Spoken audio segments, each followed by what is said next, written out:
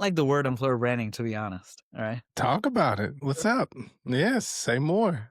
Because employer branding itself, and I know it's on our website, we'll change it at some point, right? I do think it is about the experience, right? Like, what experience are you providing to your employees as well as to candidates as well as alumni? And I do believe the employer branding function, or whoever is doing that role today, we will evolve to experience and then use the AI components. So the time that's freed up from all these other activities that are involved in employer branding and recruitment marketing today, that AI will replace, that time should be dedicated to actually driving experience.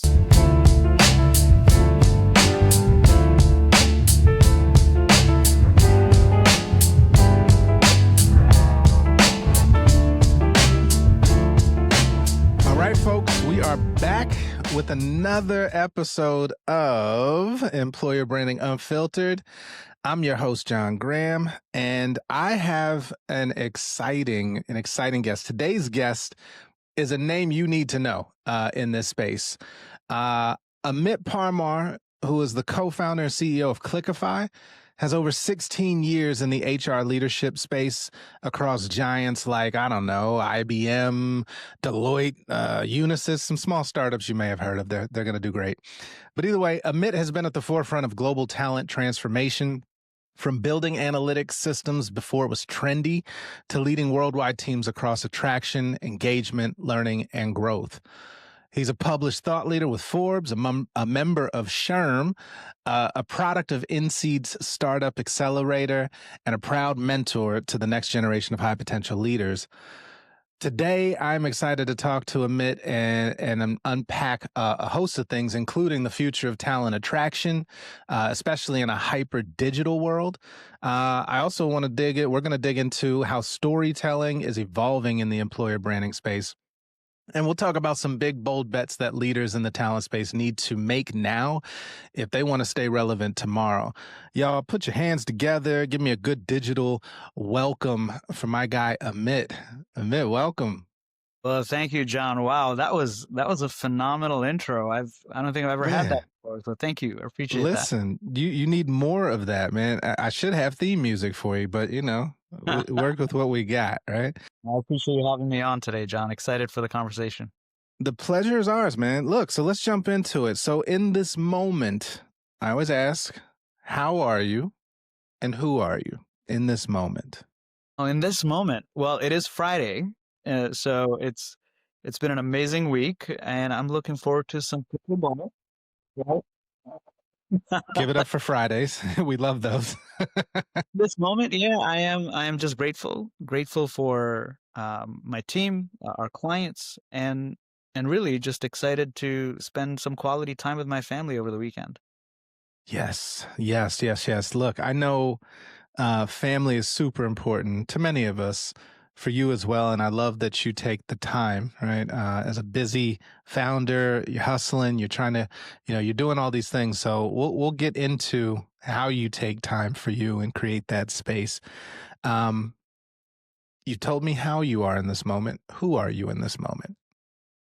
Gosh, in this moment, I'm just really living the dream as it relates to innovation, really, right? And in this moment, like what really has been driving me and my teams is how do you push the envelope, especially, and we're going to talk about this a little bit, right? Like with everything around us, what the world is experiencing right now in terms of geopolitical environment, as well as the technological environment, and of course, we don't operate in a vacuum. So just really starting to look at what the next, 6 months to 3 years will look like for us. Right. So. Yeah. And listen, I often have to remind myself it's only been 6 months. Like it's only been 6 months in 2025 for whatever that means to all of you listening. You know what I mean? But I want to back up a little bit. So for people who don't know, what Clickify is, give us a high level elevator pitch, if you will, so that they understand exactly how powerful what you've created is. Well, thank you, John. In a nutshell, we help enterprises and people tell amazing stories in a scalable way where you can actually connect with people at a deeper level than just, what we see. We live in such a transactional society today. And I do believe with AI, storytelling is ever going to be more important as it relates to connecting at a deeper level with people. And that's at the core of what Clickify is.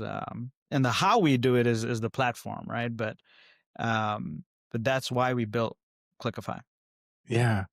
So I think, and look, I'm completely neutral. There's plenty of tech tools out there for this work, right? But I also would love you. We have many a conversation just outside of the work world and the business world, just on a human level. But I think we both have very interesting takes on the space that we're in. And with that stated, I know, you have your pulse on the world of employer brand, the world of recruitment marketing. I want to ask, what are you seeing out there that companies are still getting wrong about employer branding in the year of our Lord 2025? Well, I wouldn't say they're getting it wrong. I just think there's an opportunity to do it better. Oh, Mitt, this is unfiltered, sir. This is unfiltered. That was great. He's got an HR background, folks. He's got an HR background. Come on now. Not everybody's crushing it. We'll leave the names nameless, but I really want your take because that will help them get better, right? So let's give them the gift. Yeah, I think employer branding often gets confused with like, oh, I need to have a good employer brand so I can attract talent, or hey, I've got a hiring need in a particular pocket in an organization, so now I need to invest in employer branding. And often it's too late, right? When you think about employer branding, it's two sides. Retention and attraction are two sides of the coin, right? And often, what we find is employer branding in particular gets funded mainly because the company is growing or they've got a hiring need somewhere. And I'm going to set aside, some budget somewhere just because I have a peak in my hiring season. But what employer branding really should be also focused on is how do you engage with the storytelling with your internal audience, who you are as an organization. There's a communication play there as well, right? As it relates to how are your leaders communicating with your organization, with the employees? How are the employees able to communicate back upwards in the organization? And all of that generally, I believe, tends to get left aside. And branding to me is always inside out. In fact, I wrote a Forbes article on that you had mentioned earlier, John, really talking about the employee experience inside out is what should shape your employer brand externally as well. Oh my gosh. Preach, preach. I couldn't agree more. And I will say the jewel in that is inside out, right? And I think to your point, a lot of times by the time employer brand gets to the conversation, it's we need to bring people in, but we haven't even really done that self work yet, right? This is very much like a therapy requirement. Like who am I that would be attractive to somebody else, right? To a candidate. And I think far too often there's that part gets skipped and we just go straight to the externalization. On Absolutely. Yeah, If I may add to that, of John, course. often I see companies and leaders, senior leaders in companies say, "Oh, we need to hire talent from Google." And then so what are Google's practices? Can we try to replicate those practices? Right? And so now you have, ping pong tables in right? Sure. But you look at the HR policies, they're still like, they were created in the 1940s, right? And so there's this huge mismatch of what we think we need to be and what you really are, right? Uh, He's touching on it. So, to that point, right? Because nobody wants to put forth the version of who they are, especially if it doesn't align with what they think is sexy and attractive to candidates in the talent market. So, how do you now square that circle of saying, we know we're not Google or whomever, right? But who we are is actually pretty cool. It's just people don't know about it. So, How do you balance that from your perspective in terms of telling the stories that would be appealing, but not overstretching it or overselling a false narrative? Yeah, I'm a data geek, John. Um, and so for me, it is all about the data, right? There's so many signals that your organization, if you're using Workday or any of these HR systems today, there's so many signals that you can capture from all this data that the people data that you have, engagement surveys, pulse results, exit surveys, how many lawsuits are being filed, with your company or against your company. Hmm. All of that data sits inside an organization today. So when you start to look at that, you start to get pockets in certain regions, in certain business units or departments, and you hone in on where you actually have the best stories, right? How where people are being treated the best and are most productive, right? And when you identify those pockets, that's when you start to get to who you really are. And then you'll have pockets that are not, you've got teams that are constantly struggling to meet their goals, right? You've got departments that are just underperforming. And then you learn from that data as well. And you say, okay, what is this one department or this business unit doing well? And what's the other business? And then you start to see and actually compile, frankly, your value proposition that way, right? And that feeds into, like, hey, these are areas where we need to improve, and be honest with candidates as well as your employees, because they know it, right? They know it already. So to the extent you, as leadership, actually come out and say, okay, these are the areas, and a lot of leaders do this in a very good way. But to your point, John, this is where I do believe there's opportunity. To the extent you can say, hey, this is who we are, this is what we aspire to be, and these are the areas we need to focus on, right? In order to get there. And if you're just transparent and honest with people, I do believe that goes a long way. Honest and transparent. Those are bars. But yet we don't see a lot of that. Yes. And I have my point of view. I have a I point of I know you do. I want to hear it. why why are we not seeing the honesty and transparency when all of the data showcases that's what people actually respond well to? Yeah, I think, I'm going to go back to history a little bit, John. So, HR as a function really started forming in the industrial age, right? And when you think about the function of HR back then, was really about making sure that, you had safety protocols for employees. Back then they call them workers, right? Um, and that's the compliance driven mindset that the HR function was born out of, right? You had OSHA regulations in the US at least, and then of course more stringent regulations in Germany and so on. But if you really start to look at how was the HR function born, that is how it was born. So it was kind of in the DNA, right? And it took a while. It's still taken a while to mature that function to really actually balance between what the management wants and what the employee needs are, right? And I'm afraid to say that I do think HR functions, of late, people don't view it as a proponent for them. They view it as a proponent to management, right? And what ends up with the HR function then is you're viewed as management versus like a true balancing equation, in the equation of employers versus, or employers and the employer, right?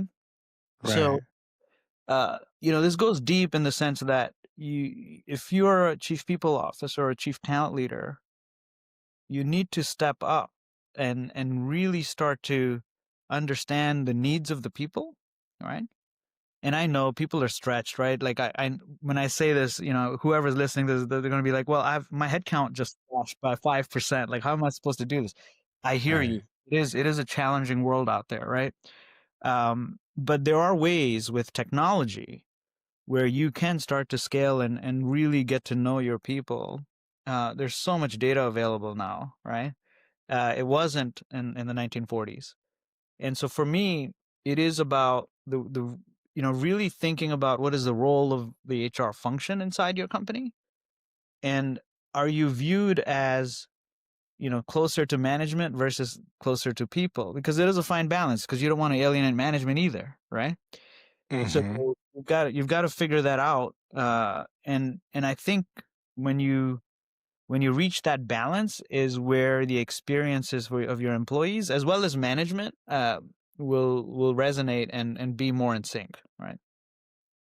No, beautifully stated. And I think there's a couple points in there I want to touch on. So as you're talking, I'm thinking like even the titles or the naming of the functions within HR, and I think about shouts out to all the business partners, but where are the HR people partners?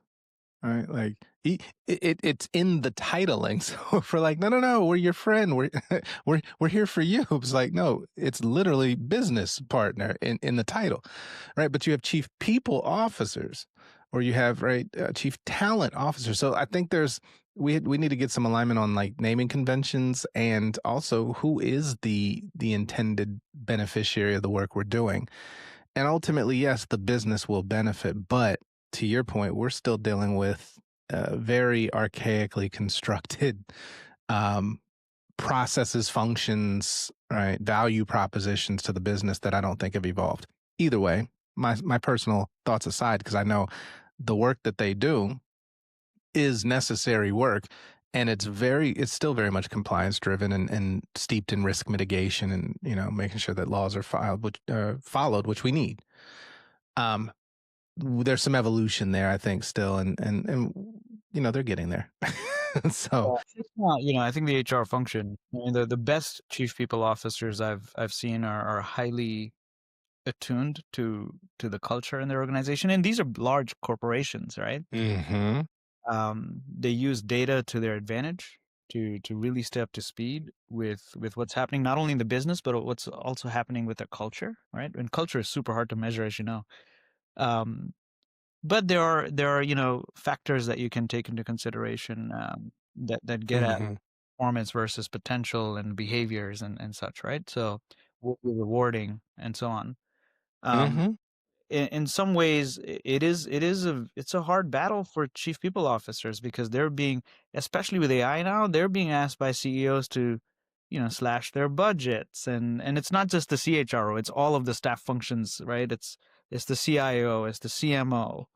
And I think we just have to make sure that in the interest of driving societal shift as it relates to the employer and the employee relationship in the age of AI, we're at the crossroads of just making sure that whatever policies, procedures that are being set forth, and the anxiety that's being created by AI is really well understood by leaders in terms of hmm communicating these changes, and then what yeah, it mean for people's jobs and their growth and frankly their pay, right? 100%. And we're going to dig into AI in just a bit. But you mentioned, the chief people talent CHROs needing to be very in tune with their culture. And they are, right? But by and large, I see the same thing, that they're very in tune. And what I'll say is when we go through EVP exercises, and we've done the research, we're bringing it back to the leadership team. A lot of times, still even today, even the most avant-garde chief people officers, I'll always get that, huh? That's how they experience this, and or gosh, and we have a program in place that's addressing that very thing. But then you start to realize that it's a communication challenge, right? It hasn't been socialized well, or it sort of stopped or died on the vine in the middle layer of management. What data points are you seeing that the leaders that you work with are leveraging to start to drive cultural shifts? Ooh, great question. So when you think about internal and external data points, right?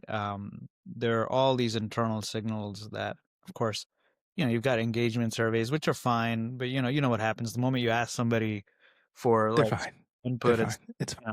they're fine, even though it doesn't matter how many times you say it's anonymous, right? Uh, Why do we start with a lie? Like, stop that. um, so here's kind of the way really solid HR partners, right? People partners, if they're aligned to a department, and if you have, let's say, 10% attrition in an organization, so in any given month, just take a random sample of people exiting your organization and literally just pick up the phone and just say, hey, hey, I'm the HR person, I'm sorry to hear that you're leaving us. I'm sure there are, different circumstances, but I would just love to have a candid dialogue with you over lunch. If you're local, right? If not, over a phone call. But really start to understand your exit survey data. So it's not just surveying exit, like it's not exit surveys formally as defined, but really start to understand why are people leaving you that way, right? Now, it's not it's easier said than done because people don't want to talk to HR, right? Like the moment you say you're HR, it's like the guard goes up, right? So you've got to build enough credibility with the departments that you're supporting to get to that level of data and insight. Then of course you have the standard, the survey data.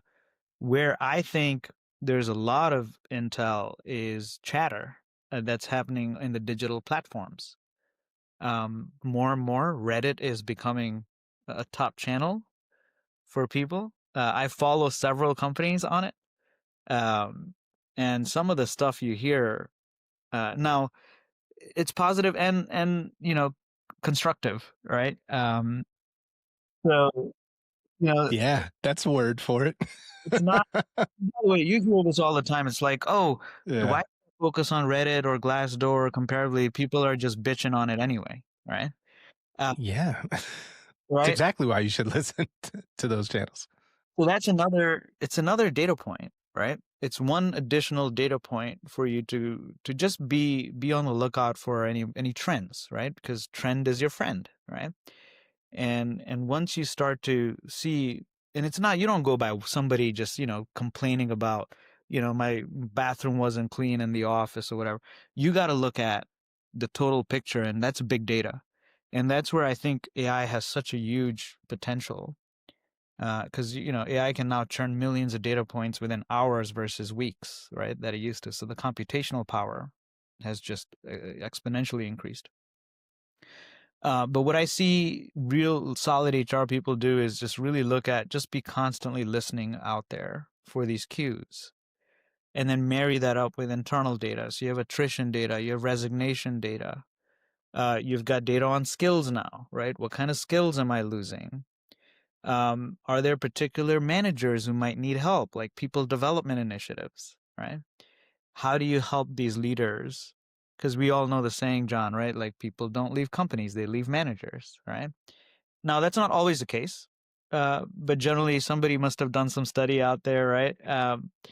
And that kind of stuck. But there are, there are a lot of trends and there are a lot of signals that are available at a very reasonable cost now because of AI that I think there's so much potential. I mean, this is an exciting time actually to be in the HR function and the talent function, because the amount of intel that you can gather, and people are the most complicated, piece of the puzzle, right? My mentor years ago, former chief people officer I used to work with, Dave Lozier. Dave, if you listen to this, shout out to you. He would say, uh, it's actually easier to be a CFO than it is to be a chief people officer, right? Mm, And I said, yeah. why, Dave? Numbers are less complicated. That's right. That's right. Yeah. Very black and white, generally speaking. Now I'm overly simplifying the job of a CFO, but Yes. people are super complicated, Yeah. right? You might be super happy as an employee yesterday, and today it's a whole different ballgame. So the actual time that you do surveys or even pulse surveys, you're actually you're only getting like a snapshot in time. You're not getting how people are actually feeling on that particular day, right? But with all this data and the availability of and frankly the affordability of data and insight, I think it's a huge opportunity for HR leaders uh, who have affinity for data. Right? Yeah. Yeah. So sticking to the data part of it, and AI, I know, you know, storytelling is hugely important, right? And there's a lot of content out there these days. I think way more content than in human history. And so, with all of the, big employers, medium size or mid size, taking that approach of we've got to tell our stories, and we're flooding the market with stories, how do we then, or how do they, I should say, differentiate in a sea of storytelling? How, competing for attention in the attention economy, especially in the talent attention economy? How are you seeing differentiation of storytelling? Especially since you're in the content business too. Yeah. Yeah, absolutely, John. A great Yeah. question. So I know I'm harping on this data thing, but it's all about the insights and the data. So um, the way we enable our clients is to actually give them data on what is the sentiment in particular, areas of their company, outside externally. This is all external data, right? We can ingest their engagement survey data for sure, but really doing a competitor analysis, right? So if I'm IBM, who's not a client of Clickify's, but if I'm IBM and I'm losing talent to Accenture, right? We have a way now where we can tell IBM, like, these are the things that people are talking about that are positive about working there, at a global level as well as a country and a job function level. And then we do the same thing for Accenture, right? And then we do a delta. And this happens every month, by the way. So it's not like a static view. This is not like a 6-month project, right?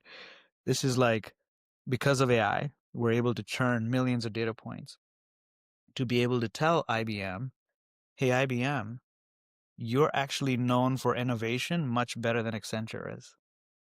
And this is based on employees actually experiencing your brand versus Accenture's brand, right? And their processes and their work environment.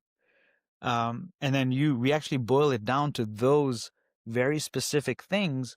And it's not just based on one person saying, oh, I think IBM is more innovative. This is trend data, right? We're essentially consolidating millions of data points to actually, we taught our large language models to say, hey, what is the true differentiator?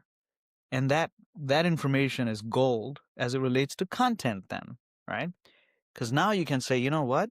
This is what this is what people are saying, our employees, as well as maybe candidates or even alumni, right, who have exited the company.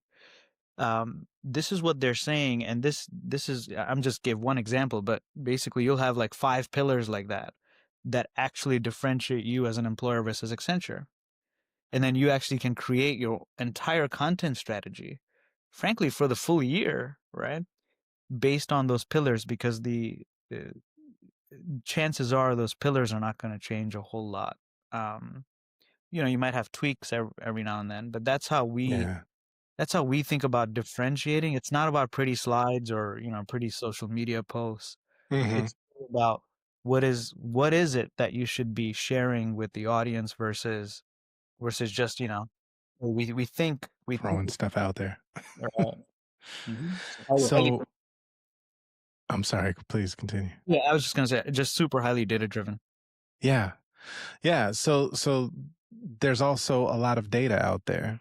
How are you cutting through the noise then? Because, leaders get a lot of information thrown at them, right? And I think I've often heard it's not, we don't need more data. We need better insights. Absolutely. Right. So what Yeah. insights would you say are you seeing sort of make the impact to drive strategy now, when it Oh, comes to branding? yeah. So I wish I could name this client, but Well, yeah, we don't we don't have to. We keep everybody do that. But this is a global nameless. insurance giant, There you go. based in the U.S. And they've been on our platform for, gosh, like 3 years now. And we're only 5 years old, so they've been with us a long time, right? Um, and when you look at all this data that we just basically put into our AI models, and by the way, these are proprietary AI models. Like, we're not just GPT, like, we're not doing that, right? We're- These Out are of the like box GPT. these are enterprise like level, enterprise grade large language models, and purely around storytelling, because that we don't want to become like this massive HR analytics company. That's not who we are. We want to get to storytelling at the core, right? So for this particular company, they've found that anytime they share content around community service, they have the highest engagement and conversion back in their ATS, right? Oof, that's a powerful data point. That's a very powerful data point. I'll pause you for a second and then we're going to jump right back in. But what you just said is groundbreaking. Engagement, i.e., awareness, took an action, commented, shared, liked, whatever, but then also getting to the ATS and conversion. Folks, I hope you realize how groundbreaking that statement is, because there's always this war in employer brand of should employer brand be responsible for conversion, right, as an awareness and consideration tool versus the recruitment marketing elements of it. And so if you could back us up a little bit, you might have just mentioned you have the Holy Grail here. Yeah, it is. It's and we're doing it without integrating, right? Right. Oh, So, that's insane. That's uh, insane. Say more. Say more. So you're able to showcase the engagement and the conversion? yeah. So, and it's, Wild. I'm actually, I'm gonna share the secret for my competitors, totally out there, right? So, um, there is this thing called UTM tracking, right? That everybody knows. Um, but there is a way to get that UTM tracking back to the applicant in terms of source of hire, right? So the only set when I say no integration, I meant that. Like, the only thing we would need to do is set up Clickify as a Mm-hmm. source of the ATS, Right. which, by the way, it takes about, I've done it in my previous life. It takes about 30 minutes to do, to set up a source code, unless, of course, for whatever reason, you've got some red tape in your organization. Which never happens, by the way. But that source code is a holy grail, actually. And the way you can use UTM trackers and back to the source code is how you can get the conversion data in your ATS, right? Love it. Love it. So speaking about AI, which is, I know, everybody's favorite topic and heavy on every conference agenda, news article coming out, while it does serve as a very powerful tool if used properly, what are some ways you're seeing where it's not being used properly in our space, right? Because you don't really hear much about the EB recruitment marketing space and AI's in proper use of this tool. What are you seeing there? Yeah, I mean, look, for employer branding, and I get this, right? Like, your job may entail creating content, be it graphical or textual, or text format. I do think you have to be careful of these, what I call open language models, which is like OpenAI, right? Uh, be super careful in the sense that you are feeding the system, and now it's your information is out in the open, so to speak. Now, I know OpenAI has an enterprise version of OpenAI as well, but the way it is, and I love the innovation around this, right? Like, I love people when they try new things, but just be careful of, like, hey, let's say I want to create a campaign for hiring a nurse in New York City, all right? You could go to any of these OpenAI tools now and just type in, hiring a nurse, I'll upload my brand kit, and all of a sudden you'll get maybe some version of a visual associated with that. Um, totally okay from my standpoint, but the watch out is, you know, it's you and like 50 million other people probably doing the same thing, right? And so, to your point, John, how do you differentiate? So differentiation is key. like use AI, but know that, chances are other nurse recruiters are doing the same thing, right? So you want to stand out. That's the whole goal if you want to drive quality candidates versus just quantity. That's a The sorry. sorry. That's a really good point to pause on because I think there's a prevailing uh, issue, as it were, and I think John Oliver on Last Week Tonight called it out, did a piece on it, but essentially how Pinterest has now become like 80% AI pictures, right? Like you're going there for inspiration for other people's creativity, and all you're seeing is AI imagery and this notion of AI slop, and these wildly fake but sometimes indiscernible content pieces where it's creating a sea of noise and ultimately deception. So that's a really good point about, you know, yes, it's easy to create visual content. It's easy to create, the job description and all these things, but now you're doing the same thing that everybody else is, thus not differentiating. Oh, Exactly. that's dangerous, man. That's dangerous. Well, it's dangerous, and I think, I mean, look, for me, and companies who really believe in talent, right? And not every company does, right? Um, Companies who really believe in talent and know that if they have good talent, that they're going to win in the marketplace, who truly at the core believe that, will be the ones who win out in this war of AI or age of AI. Because they'll have the policies in place where they'll say, hey, look, we need to create differentiated content versus, now it could be AI assisted content, right? But you need to have some guardrails around that. And we're fortunate. We work with amazing clients who have very specific guardrails, and so do we, right? And so we're fortunate in that sense that we're not just like a wild wild west in terms of leveraging AI to within our platform. There is definitely a productivity play there because you've got an army of one or two people supporting the entire employer branding function. And so there's definitely the productivity play there. But I do think you can leverage AI to give you ideas as a co-pilot potentially, but I wouldn't use it as like, hey, here's like a full on campaign that AI just generated for me and I'm just going to go out there.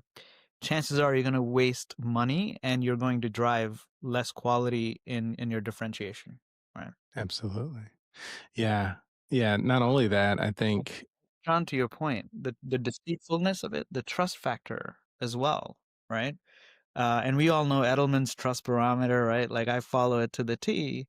And if you look at the trend, remember, trend is your friend. When you look at the trend from 1970 onwards, right? So well over 50 years now, right?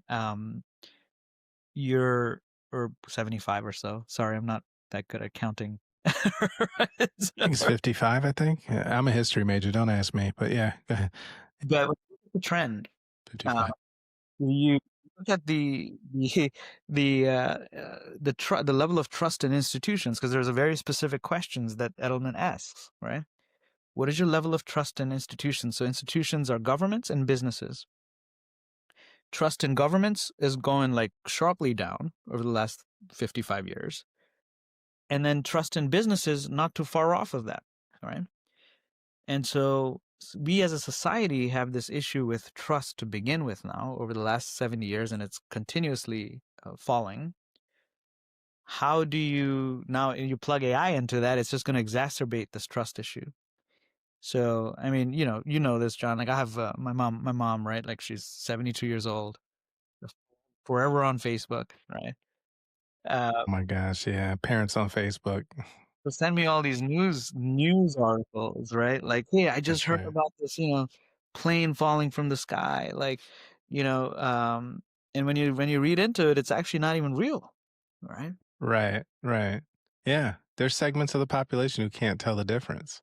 Right. Right. And so there's that bit of it, and then of course, John, right? Like the whole inclusion, equity, element of content and how do you approach I have a great story around this. Like there was a career site way back.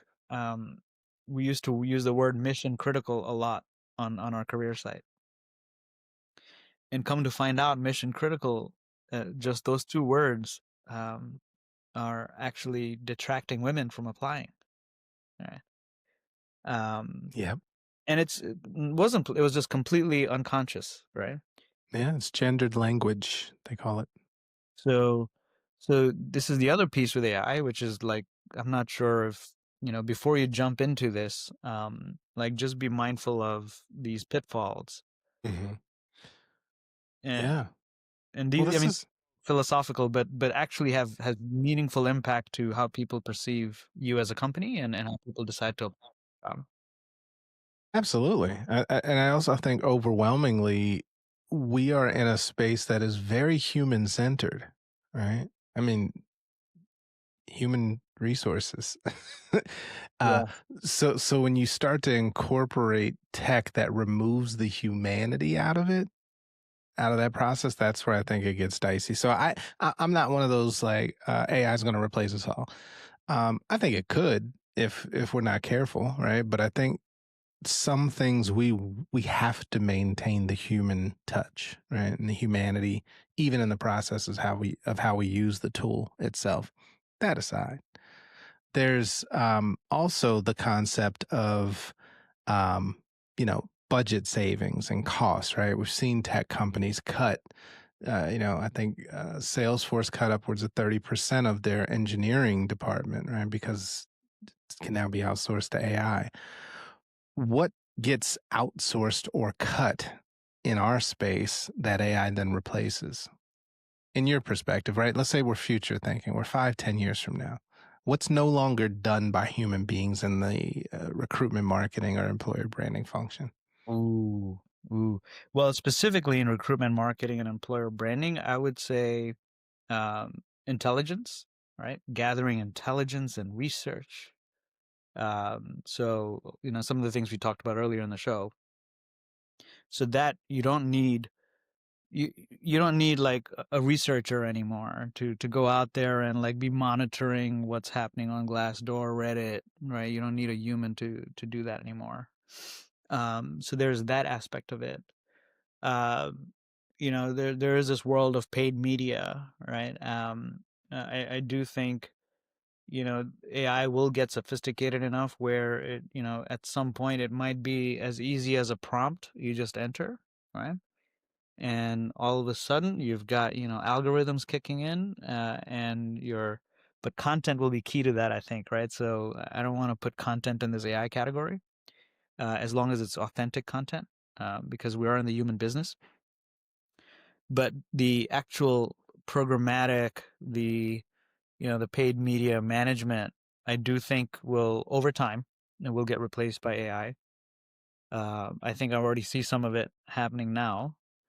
Um, and then what will not get replaced is, and this is kind of the upskilling, is the connection. Like, what do you do with all this intel, the initial portion of it, right? How are you then talking to the chief talent officer about everything you're hearing, right? And then providing like action plans, right? That's a more human centric thing to do, which is, hey, I'm seeing pockets of this particular business unit in Tennessee, struggling because this is what the data is telling us. Hey, can you, and then partnering with the rewards function, or across the COEs or the centers of excellence, to actually say, hey, there's something here that we can act on. And that piece of employer, see, I don't, frankly, I don't like the word employer branding, to be honest. All right. Talk about it. What's up? Yes, say more. Because employer branding itself, and I know it's on our website, we'll change it at some point, right? But um I do think it is about the experience, right? Like, what experience are you providing to your employees, as well as to candidates, as well as alumni, right? And I do believe the employer branding function, or whoever is doing that role today, we will evolve to experience and then use the AI components. So the time that's freed up from all these other activities that are involved in employer branding and recruitment marketing today, that AI will replace, that time should be dedicated to actually driving experience and connecting the dots across the COEs, right? When I say COEs, centers of excellence, right? So rewards, your total rewards department, your learning and development department, your HR operations department, right? So however the HR function is organized, having that experience layer, and you're starting to see this, John, right? There are chief experience officers now, and I do think that is the future of HR and frankly, employer branding and recruitment marketing professionals.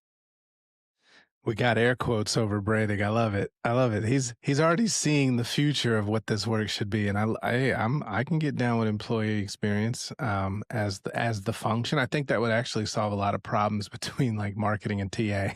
It's like, you know what? Why are you branding when we're the brand and communications function? Like, focus on the experience, which it attracts and retains. Um, However, everything I'm hearing though, I can easily see, especially with agentic AI, like you don't need to go out and research because you have an agent that already has access to all the information possible. It could then craft the strategy to activate based on internal data and highlighting the pain points. It can then craft imagery and video that looks indistinguishable from real people. It can then deploy that across anything social and digital, measure, tweak, rinse, recycle, repeat, and you've got a fully functioning, employer brand apparatus that never had a human input. That's not far-fetched, right? That's like next week. that's not only coming, that's Yeah. inevitable, right? If we keep going this way. So then you start to say, well, okay, where does it stop? Because then you can say, well, from a department can create agents that do these things that people do, and they're talking to other departments' agents, and then customers can create their own agents to do things on their behalf, or talent, right? Candidates can create their own agents, and now it's not me working for you, but my agent is. This thing can go really far, really fast, right? But somebody's got to say, well, hold on, because we're still going to have all these people that aren't on AI or tech don't have access, right, in digital deserts, things of that nature. So what's the prognosis there? Like, where do you think it stops, or where's that healthy cutoff before it gets like to Terminator status? Yeah. Skynet, right? Yeah, right. So two things. I think the government has a role to play, a big Okay. one, actually, and I think as classic Yeah. government always behind, right? Um, Behind like what's happening in the business world, Mm-hmm. tech world, but I think governments have a huge role to play in terms of. In New York, actually, just a couple weeks ago, they're now actually tracking how many jobs are being lost to AI, right? Which Yeah. Yeah. which is actually it's good to at least start to understand the impact of AI on us as a society and the labor force. I do think there is going to be a future where you will likely have some sort of basic universal income. All right, I wouldn't call it welfare, all right, but basic universal income. Because ultimately there is GDP that's going to be generated, actually more so than the GDP at the moment. So the government will have a role to play from what do we, how do we define who gets paid what from a basic universal income standpoint? But moreover, from a capitalistic viewpoint, John, I do see a world where you will actually, and this is, I think 50 years from now, probably, if I was to guess, right? Educated guess, right? I would say 50 years from now, I do see a world where you will be training your avatar or your agent, and the agent isn't like needs to learn from you, right? And so it's constant upkeep of this agent, right? It's not like it's going to start just learning on its own, right? Like you have to continue to feed the agent, um, and so the agent is only as smart, frankly, as what you train it to be, right? Um, Maybe there'll be self-training agents, but it still needs a human loop because the agent might say, "Oh, based on this, I just learned this. Amit, can you validate this?" Right? Um, That's if it's courteous and polite. The idea is like, I don't need you. I already know it's right. I'm just doing this for your benefit at this point. Hal. Yeah, I mean, that is No, that Dave. I'm more of a glass half full kind of guy, John. Oh, I wish I could be. I wish I could be. Like I'm questioning glasses at this point now. It's like whether it's full or half empty, I don't know. I love Um, it. I love it. But yeah. I think the I, avatars will get paid, right? So, like okay. for instance, because you no longer need to code, right? Like you even have AI that can code. So, I do think humans will still be in the driver's seat. No, I'm sorry, that's my dog. If you heard her, sorry about that. Oh, Uh, no apologies. No okay. apologies. Dogs bark. It's cool. Hey, hey there. All So, good. um, I do think, you'll be people will actually have to upskill in the sense of how do they train their agent, right? So you're already seeing prompt engineering jobs like pop up, right? And frankly, the prompt engineering jobs it's in a nutshell how you're going to train your agent, right? Right. Absolutely. Because a lot of this data that we're engaging with is data that's been provided by external sources like us, fed back into the model. So now the AI is not just, I mean, it's already scraped all of the known possible information on the internet. Now we're contributing more to it, in which case it's learning in real time. So the pool just keeps getting bigger and bigger and bigger. All of that stated, I'm going to shift gears a little bit to looking forward. Sort of your bold, ambitious, big bets for 25 and beyond, right? So let's give you $10 million, and you are thinking about what you need to do to attract and retain talent in the now, but also in the next 5. And you've got 10 mil to spend on that. What do you do first? That's a lot of money, John. Thank you for being Listen, to some. To some, that's lunch for the weekend for the entire department across the yeah, but yeah, 10 million, let's say, to start with. I love that. Where do you invest it? Gosh, if I'm a chief people officer, right? That's Or it. Yep. Yep. if Or I'm a- chief talent officer, or head of talent. yeah. Um, yeah. Yeah, I'm definitely investing in intelligence. Like I want to be able to gather more intelligence, right? So that's one area. Just there's so much data that is unmined today that could be mined for a lot of intel, right? So people data, a lot of people data, combining it with business data. So your CFO organization, your supply chain organization. So actually having a true enterprise level data set that can actually tell me, hey, hey, business is going down. Here's how many people you need to hire, like all like in real time, right? Or here's how many people you need to let go. These are the skills you need to let go. So it's kind of workforce planning in a way. It just happens in spreadsheets today, and there's some tech that's available, but it's not as sophisticated as I'd like it to be. So I'm definitely putting some money there. Putting some money in uh, coaching managers and people leaders based on the intelligence we're gathering from the experience, right? So, how are people experiencing working there? And how do you coach leaders to have the right kind of conversation at the right time? So certainly putting some money there.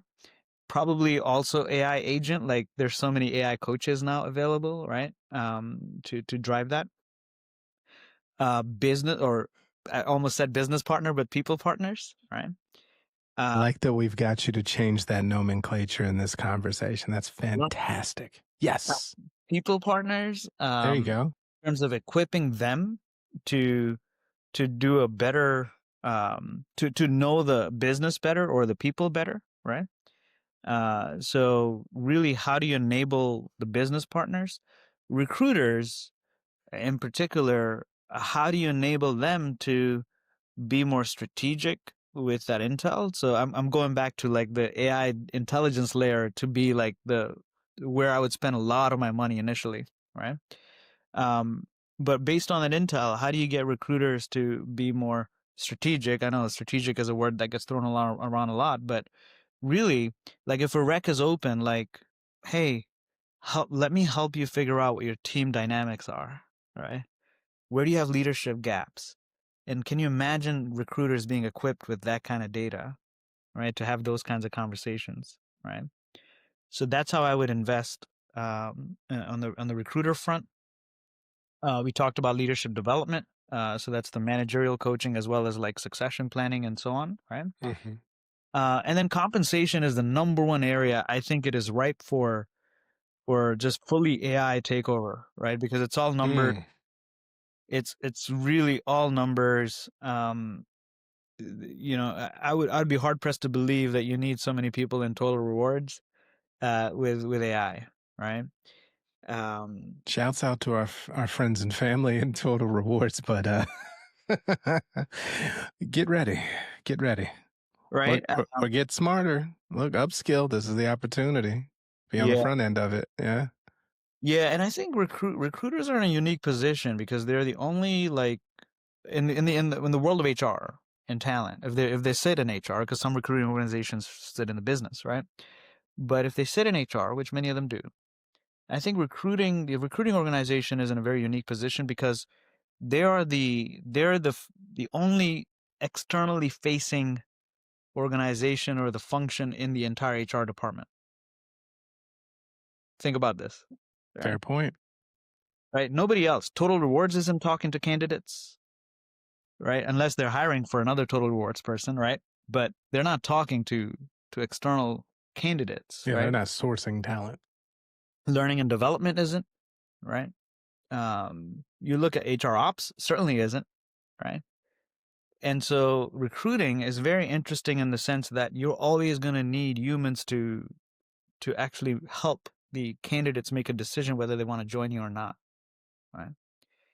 Ooh, that's a powerful statement. And it's one that I think circles back to what we've always known is that people trust people more than they trust companies, right? And as far as we are today, where tech is becoming, it's having people question what's real, what's not. At the end of the day, when you can talk to a real person, there's still people who want to bypass the automated bot on the phone to talk to a real person, even though it might be slower, less efficient, whatever.